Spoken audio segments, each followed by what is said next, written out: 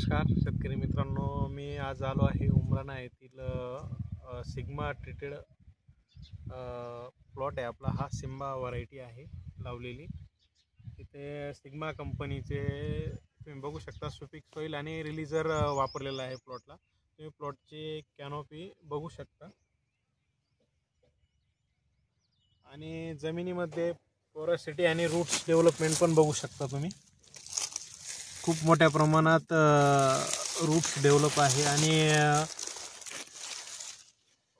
पाणी धरून ठेवण्याची क्षमता वगैरे जमिनीची वाढलेली दिसते। आणि तुम्ही प्लॉटमध्ये सेटिंग पण बघू शकता। इथे सेटिंग दाखवतो।